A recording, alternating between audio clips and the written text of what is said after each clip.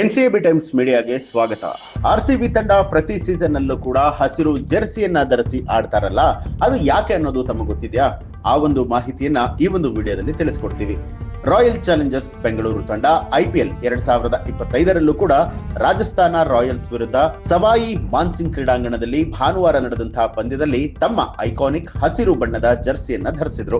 100% ಮರುಬಳಕೆಯ ಫ್ಯಾಬ್ರಿಕ್ ನಿಂದ ತಯಾರಾದ ಈ ವಿಶಿಷ್ಟವಾದ ಹಸಿರು ಜರ್ಸಿ RCBಯ ಪರಿಸರ ಸಂರಕ್ಷಣೆ ಮತ್ತು ಸುಸ್ಥಿರತೆಯ ಬದ್ಧತೆಯನ್ನ ಪ್ರತಿಬಿಂಬಿಸುವಂಥದ್ದು. RCBಯ ಮುಖ್ಯ ಕಾರ್ಯನಿರ್ವಹಣಾ ಅಧಿಕಾರಿ ರಾಜೇಶ್ ಮೆನನ್ ಈ ಒಂದು ಹಸಿರು ಬಣ್ಣದ ಜೆರ್ಸಿಯ ಬಗ್ಗೆ ಮಹತ್ವವಾದ ವಿಚಾರವನ್ನ ತಿಳಿಸಿದ್ದಾರೆ. ನಮ್ಗೆ ಇದು ಕೇವಲ ಕ್ರೀಡಾಂಗಣದಲ್ಲಿ ಆಟ ಆಡೋದಷ್ಟೇ ಅಲ್ಲ, ಅದರ ಆಚೆಗೂ ಕೂಡ ಧೈರ್ಯದಿಂದ ಮುನ್ನಡೆಯುವಂತದ್ದಾಗಿದೆ. ನಮ್ಮ ಹಸಿರು ಜೆರ್ಸಿಗಳು ಕೇವಲ ಸಂಕೇತ ಅಲ್ಲ, ಅವು ಕ್ರಿಯಾಶೀಲ ಕರೆಗಳು ಕೂಡ ಹೌದು. ಗಾರ್ಡನ್ ಸಿಟಿಯ ಪ್ರತಿನಿಧಿಗಳಾಗಿ ಸುಸ್ಥಿರತೆ ನಮ್ಮ ಪ್ರಮುಖ ಆದ್ಯತೆ ಅಂತ ತಿಳಿಸಿದ್ದಾರೆ.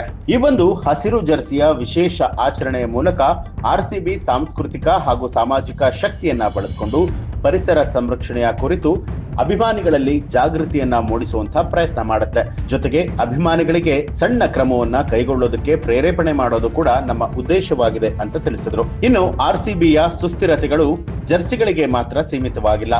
ತಂಡವು ಆಗಾಗ ಕಾರ್ಬನ್ ಆಡಿಟ್ ಗಳನ್ನ ಕೂಡ ನಡೆಸುತ್ತೆ. ಇದರಲ್ಲಿ ಆಟಗಾರರ ಪ್ರಯಾಣ, ಕ್ರೀಡಾಂಗಣದ ಕಾರ್ಯಾಚರಣೆ ಹಾಗೂ ಅಭಿಮಾನಿಗಳ ಪ್ರಯಾಣದಿಂದ ಉಂಟಾಗುವಂತಹ ಹೊರಸೂಸುವಿಕೆಯ ಬಗ್ಗೆಯೂ ಕೂಡ ಮೇಲ್ವಿಚಾರಣೆಯನ್ನ ಮಾಡಲಾಗುತ್ತೆ.